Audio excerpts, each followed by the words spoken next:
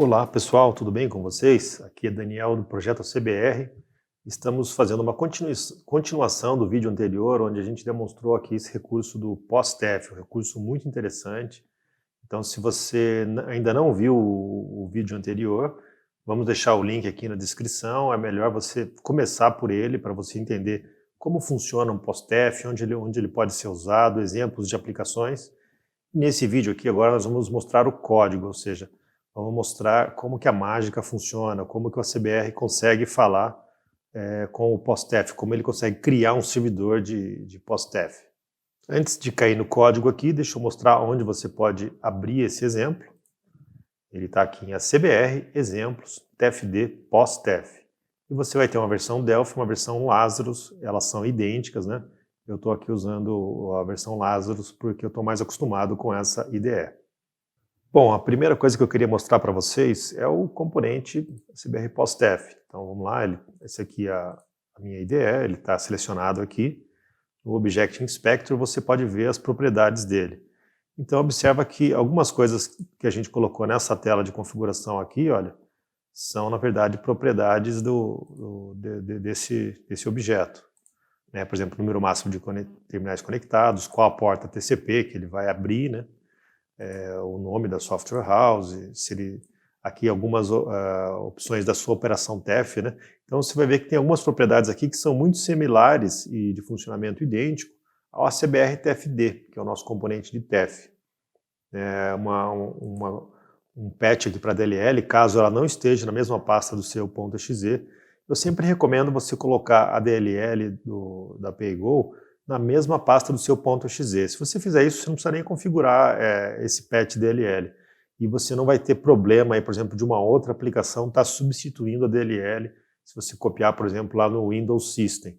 Então, o melhor lugar para você levar a DLL é junto do seu exe. Ele vai achar ela bem rápido e não vai ter risco de uma outra aplicação sobrescrever ela.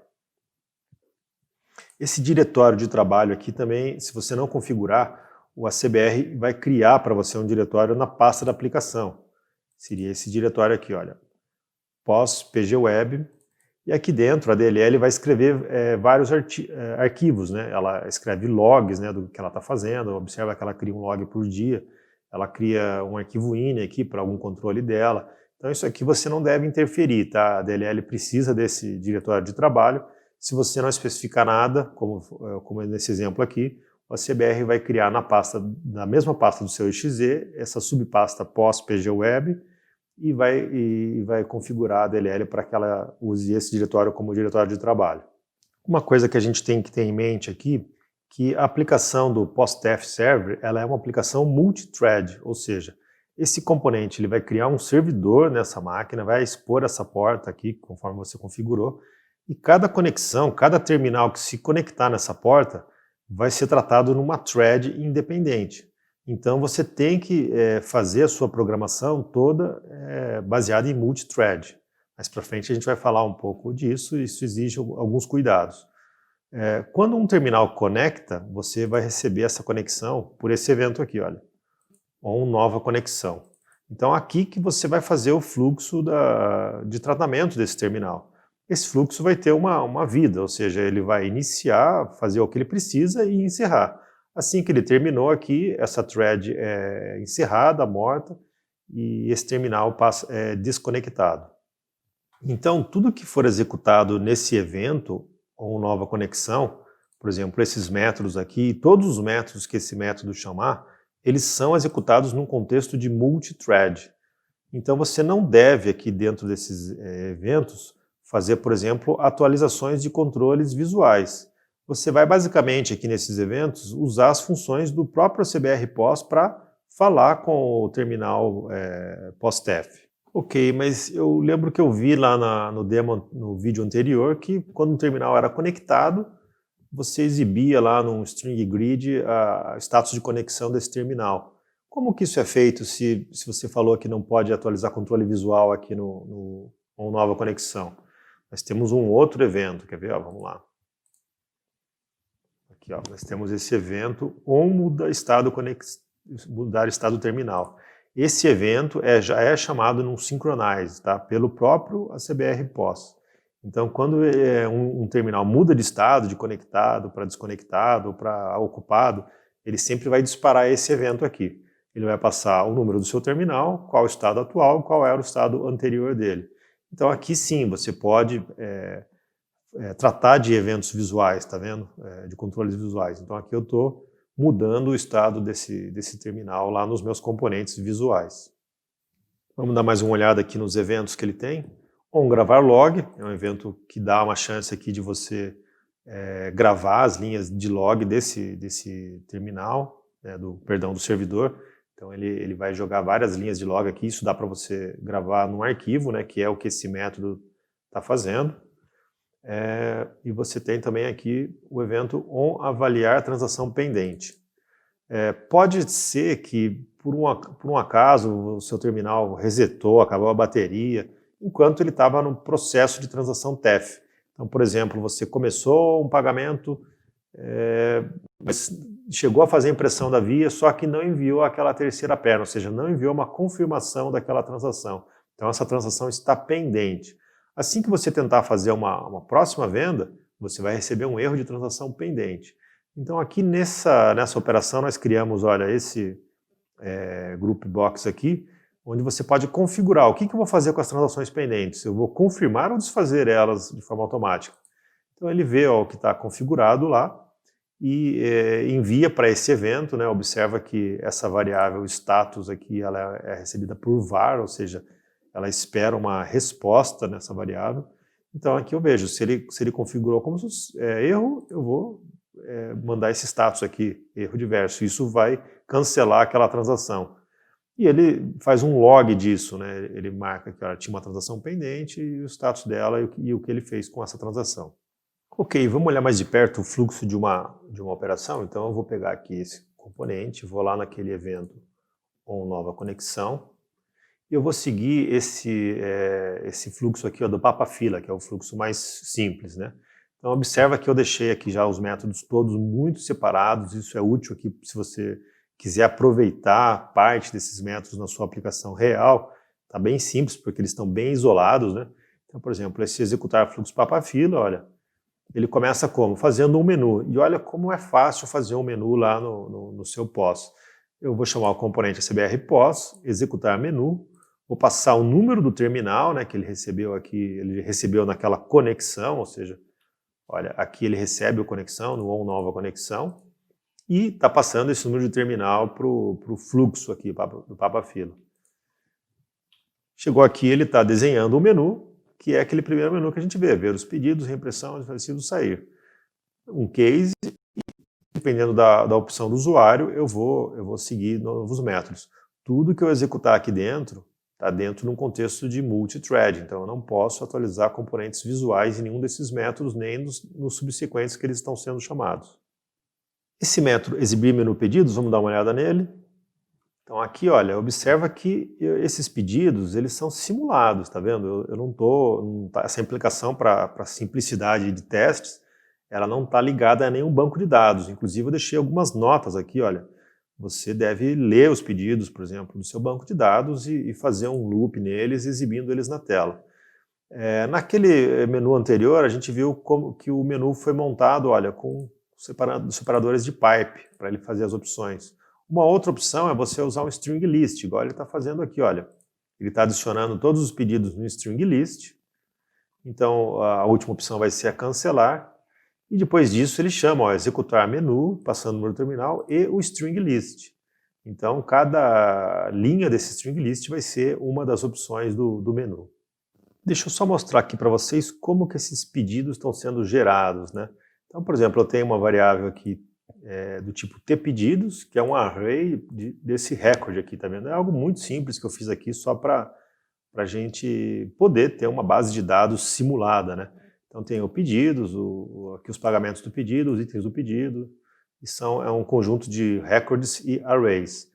Se você for ver aqui, incluir... Olha, esses métodos aqui, eles fazem o preenchimento desse array, tá vendo? Olha, então aqui ele está criando o banco de dados da loja, ou seja, tudo hard-coded, né? Você, lógico, não vai fazer dessa forma na sua aplicação. Isso aqui só foi feito para a gente ter o que mostrar na tela e conseguir pilotar esse demo. Ok, vamos voltar lá para o fluxo. Então, vamos lá. Eu estava aqui. Então, aqui eu exibi os pedidos. Vamos supor que o usuário selecionou um pedido, vai cair nesse if aqui, que ele vai pegar o índice desse pedido, ou seja, qual foi o pedido que ele selecionou, e vai chamar esse outro método, olha, imprimir pedido. Vamos dar uma olhada nele? Esse método é legal porque ele já tem alguns comandos novos, olha. Então aqui eu estou exibindo uma mensagem no POSTEF, tá vendo? Exibir mensagem. Também muito simples, olha, passei o terminal ID e o que eu quero mostrar. Observa que a quebra de linha é o CR, ou seja, o 13, né? Isso aqui, esse CR aqui é um 13, tá vendo? Então, aqui eu estou colocando na primeira linha, pedido, número tal, confira os itens. Esse pad center é uma função lá da CBR útil que vai fazer o quê? Vai centralizar esse texto de acordo com esse número de colunas. Isso aqui é uma constante que está lá na Unity, olha, ou seja, a linha desse display sempre vai ter 20 caracteres, né? Então você pode usar essa constante, porque caso mude lá, a constante já vai se ajustar. Então aqui ele está centralizando essas mensagens, exibindo ela na tela do POSTEF. Depois disso ele começa a montagem do pedido para impressão. Então olha como é bem simples, tá? Ele usou um string list e vai adicionando linhas nesse string list, tá vendo? Então aqui ele colocou essa tag de expandido. O POSTEF ele suporta algumas tags, né? Por exemplo, ele suporta a tag de expandido, ele suporta a tag de QR Code, suporta a tag de Code 128, e eu acredito que só, né? Pular linhas, linhas simples também são tags que são suportadas aí por ele. Então observa que ele está montando o relatório aqui, colocou lá a razão social no começo, fez um cabeçalho, né?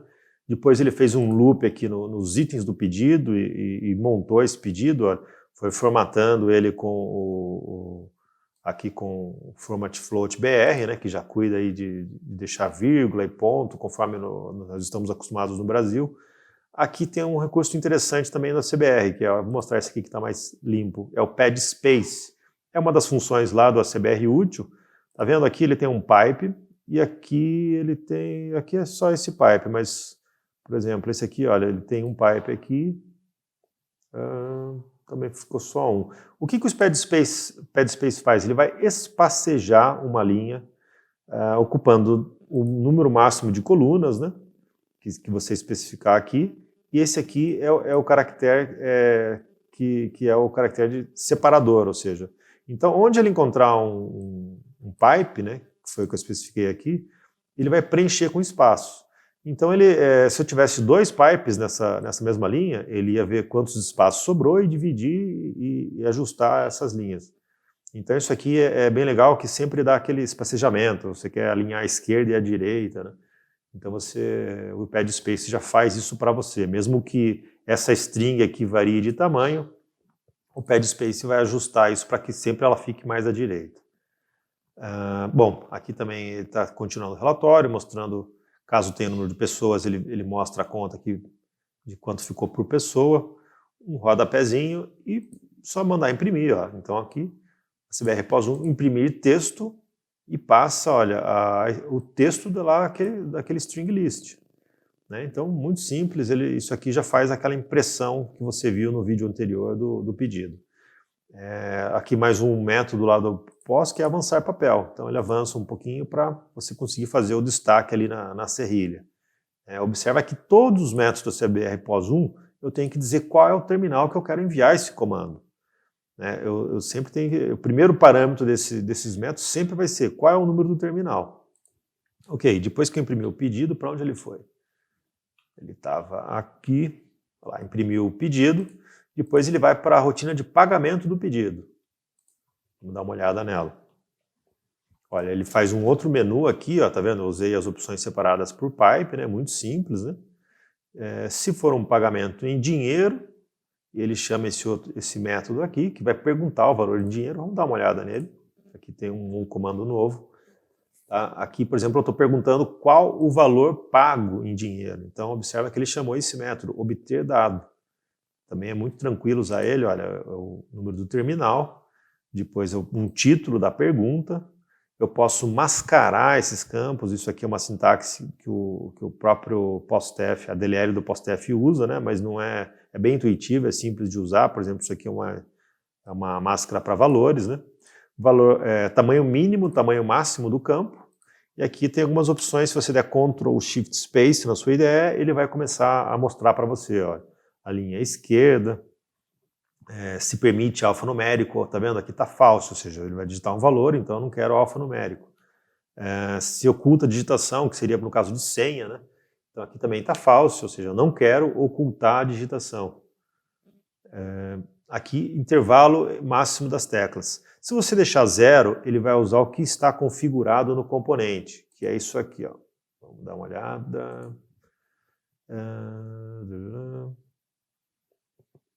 Tempo de desconexão automática, tá vendo? 30 segundos. Então, se você não operar o terminal por 30 segundos, ele vai se desconectar e vai abortar a rotina que ele estava. Esses terminais, eles têm um consumo de bateria, então o tempo que ele está conectado na aplicação, o consumo de bateria aumenta muito. Então isso é importante, você não pode deixar uma rotina começar e o usuário esquece o terminal em cima de um balcão, vai fazer outra coisa e não termina ela. Ele tem que encerrar.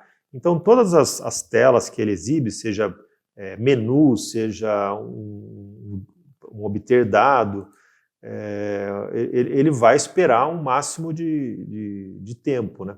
Então você pode informar aqui um tempo, vamos supor que para esse obter dado eu quero que ficasse 60 segundos, eu posso passar aqui 60. Se eu não passar nada, como está aqui 0, ele vai usar o padrão que foi definido lá no componente, que é 30 segundos. Valor inicial, aqui eu posso passar para a pergunta, ou seja, ela já entra com uma resposta. Por exemplo, aqui nesse caso, olha, eu estou preenchendo a str com o valor de pagamento, né? Então, se chegou R$15 aqui, ele vai mostrar já como resposta R$15. Ou seja, se o usuário apenas apertar a tecla verde lá de confirma, é como se ele já tivesse digitado esse valor inicial. E aqui em qual linha que ele vai fazer essa captura, né? Se você deixar na linha 1, ele vai fazer na frente do próprio texto que ele perguntou. Observa que aqui eu tenho uma lógica para verificar se o valor que ele informou aqui é um valor válido, ou seja, está abaixo do mínimo permitido, né? Se ele digitou um valor errado, eu exibo uma mensagem e volto para cá, tá vendo? Eu estou dentro de um loop, né? Então você pode ter um fluxo aí no seu PostF para validar valores ou validar opções de menu, né? Bom, uma vez que ele fez o pagamento em dinheiro, nós voltamos para cá, olha, fez o pagamento, agora ele vai para a rotina de emissão de documento fiscal, tá vendo? Essa rotina, ela tá, aqui já tem uma coisa bem interessante. Lembra que eu falei que a gente estava trabalhando um recurso de multithread? Então imagina, por exemplo, que eu estou trabalhando com um SAT ligado a esse servidor, apenas um aparelho SAT. E eu tenho 10 terminais PostF fazendo vendas dentro do estabelecimento. O que vai acontecer quando 2 terminais tentarem acessar o SAT ao mesmo tempo? Não vai dar muito certo, né? Ou seja, um vai tentar mandar um comando, o outro está esperando a resposta do SAT, a DLL do SAT vai dar que está ocupada e você vai ter erros aí difíceis até de prever o que vai acontecer. Então vamos falar um pouco agora sobre semáforos, né? Então parece complicado, mas na verdade não é. Então observa que eu fiz um método aqui, travar documento fiscal e liberar documento fiscal. Vamos dar uma olhada nesse método, travar documento fiscal? Observa que aqui dentro, olha, ele usou um critical section e só fez um acquire dele. Vamos dar uma olhada de perto nesse objeto aqui, ó. Esse é o nome dele, ele é um T-critical section. Onde que ele está sendo criado? Ó, ele é criado no create do form, e no destroy é destruído para que não tenha vazamento de memória. Então, quando ele vai travar o documento fiscal, ele faz um acquire desse critical section. E aproveita e joga uma mensagem na tela, gerando documento fiscal. Muito bem, voltei para aqui, ele travou o documento fiscal. Quando ele faz isso, quando ele faz o acquire naquele critical section, se eu tiver uma segunda thread que chegou nesse mesmo ponto e encontrou aquele critical section já travado, ou seja, alguém já fez o acquire nele, o que vai acontecer? Ela entra numa fila. E isso é feito pelo próprio sistema operacional, ou seja, aquela thread vai ser paralisada, ele vai parar aqui, e uma vez que ele não conseguiu fazer o acquire dessa critical section, porque ele já está em uso, aquela thread vai parar aqui e vai ficar esperando. Então o próprio sistema operacional vai fazendo uma fila de threads, né? Chegou outra thread e também não conseguiu, vai ficar na fila também. E ele vai liberando a fila de threads conforme esse critical section for sendo liberado, ou seja, olha, quando ocorrer um release, daí ele deixa o próximo entrar. Então isso é um recurso muito importante de programação multithreads, é simples de usar e evita muitos problemas, né? Então a gente estava aqui. Travei o documento fiscal, então o SAT agora eu sei que só eu estou acessando ele. Chama essa rotina aqui gerar documento fiscal. Essa rotina ela tem aqui um if, porque esse nosso demo ele pode trabalhar tanto com NFC ou SAT. Então aqui ele tá, essa function aqui só verifica isso, olha, tá configurado aí como NFC ou SAT, né? Fica mais elegante eu fazer isso do que ficar colocando if, radio button, darará.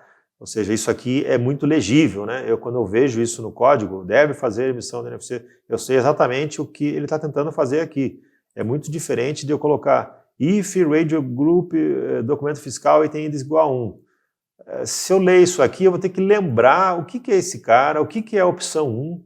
Então, é muito melhor eu fazer uma function que me retorne a resposta para a pergunta que eu estou fazendo.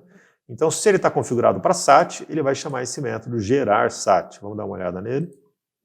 Esse método aqui é muito semelhante lá dos demos do próprio ACBR, do SAT test, né? Na verdade, eu copiei de lá e fui ajustando. Então, ele usa aqui o componente do SAT, tá vendo? Inicializou ele, zerando o CFE e pegando os valores conforme a configuração do ACBR SAT. E depois ele vai preenchendo, olha, o if ACBR SAT CFE. Então a gente está dentro do contexto desse objeto aqui. Ele preencheu o número do caixa, preencheu o número randômico, o nome da pessoa no pedido, né? Depois ele faz um loop, ó, com todos os itens do pedido. Det new, aqui eu estou adicionando um produto novo. Cada vez que eu faço um det new, ele adiciona um novo produto nesse detalhe aqui. Depois disso eu estou passando os dados daquele produto, né? Valor, preço, quantidade, valor total, né? No caso do SAT, observa que é bem simples, tá vendo? É curto esse loop aqui e a parte do pedido. Por quê? Porque o SAT eu não preciso passar os impostos calculados. No SAT eu só passo as alíquotas e o próprio SAT vai fazer o cálculo aí dos impostos, né? Depois disso que eu passei os itens, ele passa aqui os pagamentos, né? Então se ele teve na rotina de restaurante, você pode fazer vários pagamentos. Então aqui ele vai fazer vai incluir um pagamento novo, tá vendo? Pagamento new. Cada vez que ele faz isso, ele cria um pagamento novo. E esse é o objeto de pagamento que ele incluiu e ele começa a preencher com os dados daquele pagamento. Observa que aqui nos pagamentos, inclusive, ele está já considerando, olha, se foi TEF. Então, por exemplo, se a forma de pagamento lá foi cartão de débito, de crédito, e ele já coloca o enumerador conforme o ACBR SAT espera. E isso vai ser gerado no XML com as opções de TEF. Se ele escolher um pagamento de crédito ou débito, ele chama esse método aqui, ó, deduzir credenciadora SAT, que é também um campo obrigatório quando é pagamento de cartão.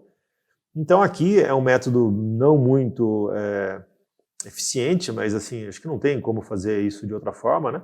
Então a gente pega da resposta do TEF, tá vendo? CBRTF, POS1, TEF-RESP, rede. Eu peguei o nome da rede.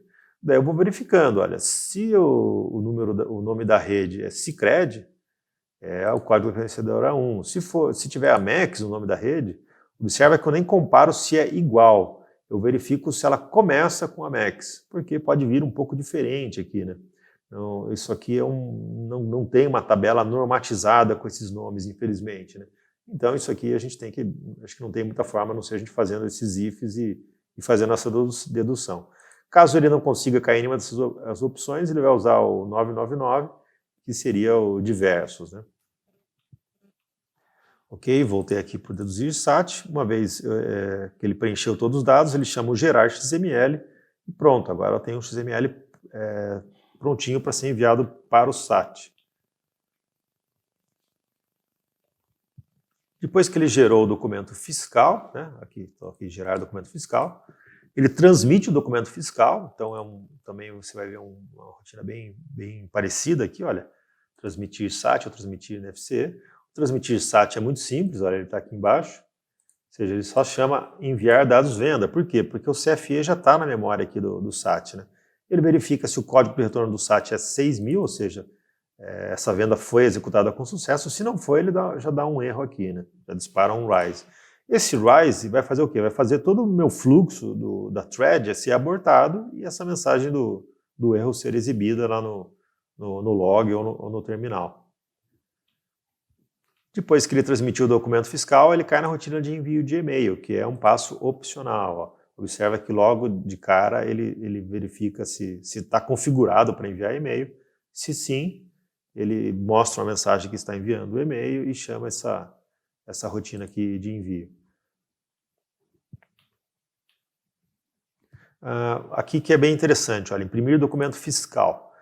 Observa que essa rotina de imprimir documento fiscal é muito semelhante às outras, ele vai exibir uma mensagem que está imprimindo e vai chamar a rotina de impressão. Como a gente está vendo no SAT, vamos ver esse cara aqui. Olha só, isso aqui é basicamente o que você já tem na sua aplicação, tá vendo? Então, ele tá fazendo alguns ajustes aqui no ESC-POS e chamar imprimir extrato. Ou seja, toda a impressão de extrato do ACBR em ESC-POS funciona no POSTEF. Mas como isso, né?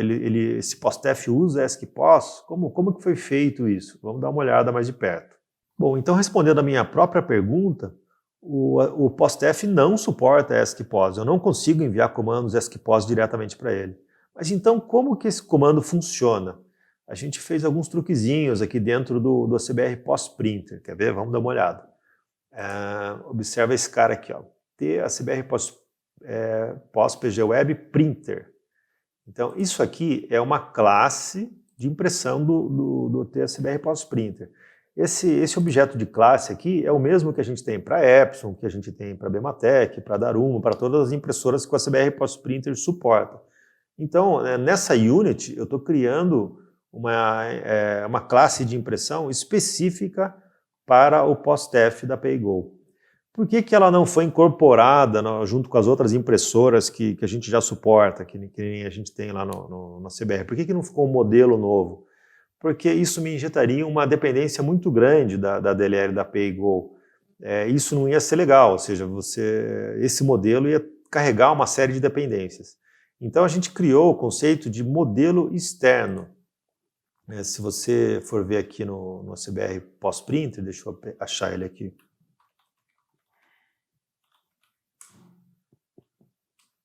Olha, o objeto está aqui. Tá vendo? Ó, logo no create dessa unit, ele cria aquela classe que eu mostrei para vocês. Olha, tá vendo? Ele está criando ela aqui. No create dela, ela pede para conhecer quem é o dono dela, que é o ACBR POS Printer mesmo, e também pede para conhecer quem é o ACBR POS. Né? Então vamos dar uma olhada nesse create. Ó. Tá vendo? Ele recebe esses dois parâmetros. Ela salva a referência do ACBR POS internamente e ela faz algumas configurações no ACBR POS Printer. Né? Tá vendo? Bom, vamos voltar aqui. Depois disso, esse objeto aqui, ele é um objeto que esse formulário tem que controlar, tá? Vamos ver a vida dele aqui, ó. Ele foi declarado aqui, ele está sendo criado aqui, e eu vou ter que destruir ele aqui, ó, no Farm Destroy, tá vendo? Para mim não ter vazamentos de memória. Então, uma vez que eu criei esse modelo, agora eu posso atribuir ele para o ACBR POS Printer usando essa propriedade aqui que é nova, modelo externo. Uma vez que eu faço isso, o ACBR POS Printer vai assumir o modelo lá PP externo, se não me engano, e ele vai atuar de forma um pouco diferente. Mas agora toda vez que o ACBR POS Printer precisar imprimir, ele não vai usar nenhum dos modelos que está nele, ele vai usar esse modelo aqui que eu instanciei. E esse modelo aqui sabe falar com o CBR POS1. Vamos dar mais uma olhada, olha. Se você pegar aqui o método dele, olha, tá vendo que eu sobrescrevi somente alguns métodos, né?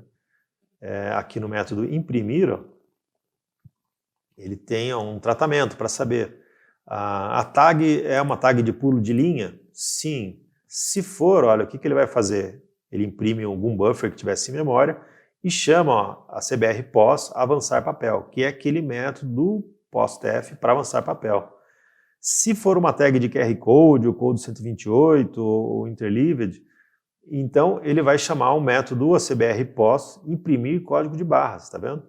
Ele calcula aqui um tipo enumerado de qual é o tipo de código que ele tem que imprimir e chama esse método imprimir código de barras. Esse método, se você for entrando nesses métodos aqui, olha, eles vão acabar caindo em chamadas da DLL da PayGo. Tá vendo? Ó? Isso aqui é uma chamada da DLL da PayGo. Olha, ela foi mapeada aqui embaixo, tá vendo? Então a gente procura dentro da DLL esse método e joga nessa variável. Isso aqui é uma carga dinâmica de DLL. A gente no ACBR não tenta nunca usar carga estática para não gerar dependências aí das DLLs na sua aplicação. Bom, voltando aqui. Então, o que acontece com isso? Com esse modelo externo, você não precisa se preocupar com a impressão usando os comandos do POS-TEF. Você pode usar o ACBR POS Printer como você sempre usou. E ele vai interpretar isso e traduzir para comandos de chamadas do ACBR POS-TEF. Muito legal, né? Bom, para a gente fechar esse vídeo, vamos só dar mais uma olhada aqui dentro do componente ACBR POS-TEF. Então, estou entrando aqui nele, olha. Aqui é o que ele tem de público, né? Então, observa que ele tem vários métodos aqui que você pode usar, ó. A gente já viu executar menu, ó, tem esse aguardar tecla, se você quer mostrar uma mensagem e esperar que o usuário tecle alguma coisa, ou até esperar que ele digite alguma tecla. Você vai ter aqui uma resposta, ou seja, esse integer vai ser qual tecla ele pressionou. Tem uma tabelinha lá no manual da PayGo com as teclas existentes no POS-TEF. Quando você quer fazer uma transação TEF, olha, você chama esse método aqui, ó, executar a transação TEF. Aqui no form ele é demonstrado, né?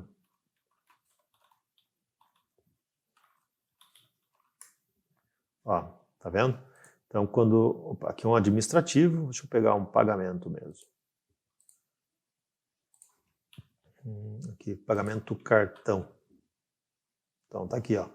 Executar, ele chama um método mais específico ainda, executar a transação pagamento, passando o terminal e valor.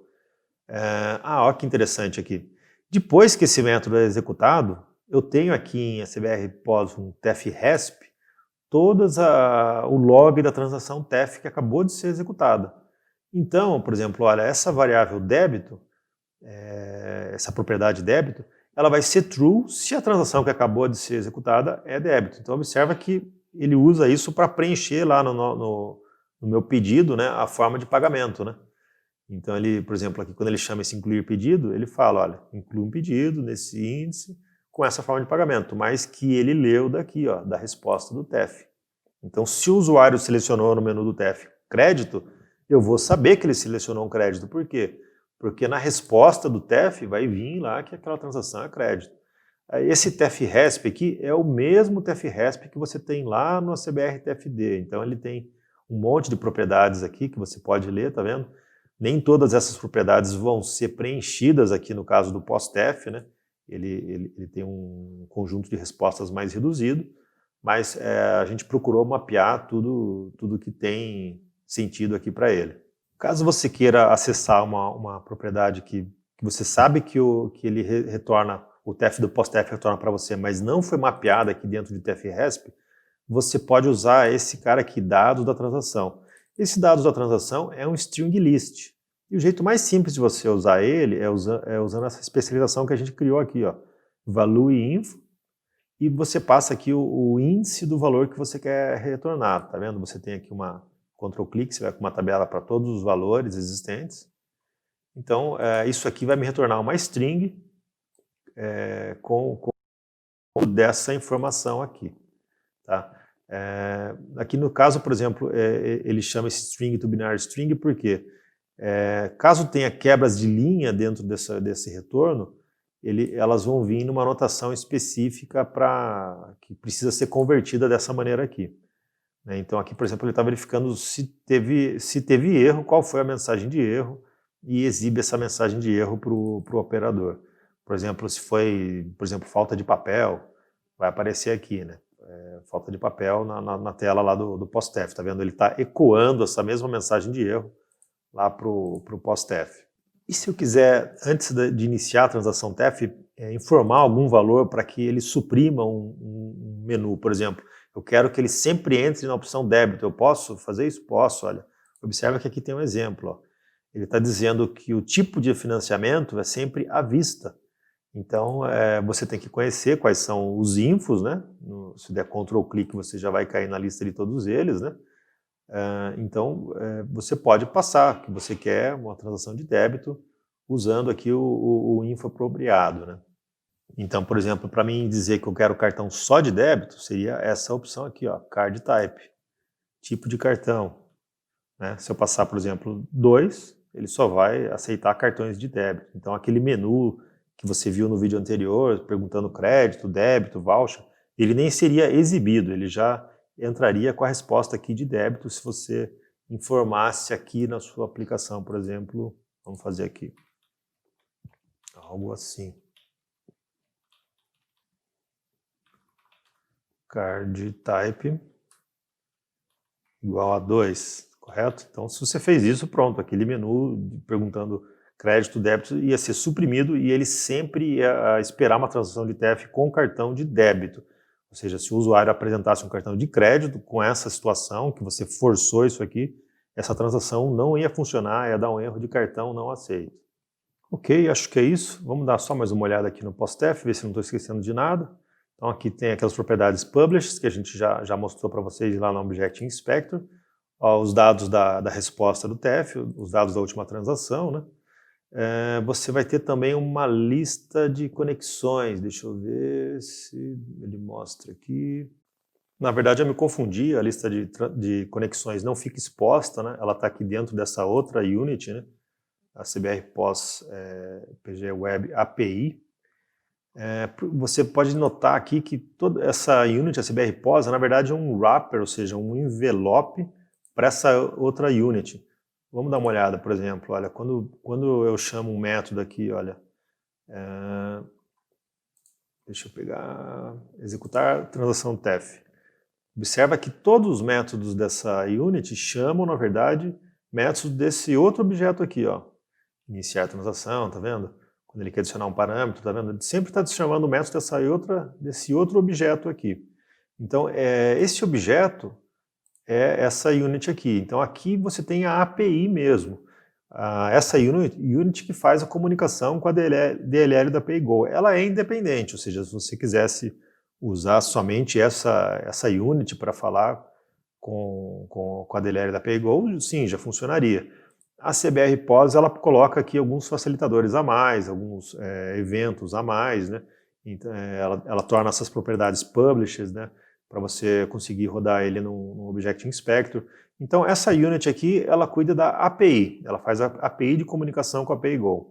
Essa outra unit transforma essa API em um componente, para você conseguir, sim, usar ela dessa forma que a CBR costuma, né? Ou seja, jogar um componente no seu form e acessar as propriedades aqui pelo Object Inspector. Bom, pessoal, acho que é isso. Espero que tenham gostado aí. Não deixem de ver os outros vídeos sobre POSTEF, né? Vejam o vídeo do POSTEF em operação. Vejam também o vídeo de como configurar o seu equipamento POSTEF, se você tem um equipamento de testes. Vejam o vídeo de como configurar um emulador de POSTEF, o MUX. Se você quiser testar e não tem um equipamento, o MUX é ideal, né? Até para você testar num cenário aí de vários equipamentos, você pode ter o equipamento e o MUX rodando no seu mesmo servidor. Então espero que estejam gostando dos nossos canais, né? Acesse a nossa landing page para saber mais sobre TEF, projeto.cbr.com.br/TEF, né? E se inscreva no nosso canal no YouTube para conferir os próximos vídeos. Toda semana vamos estar publicando um novo vídeo. Espero vocês e até lá.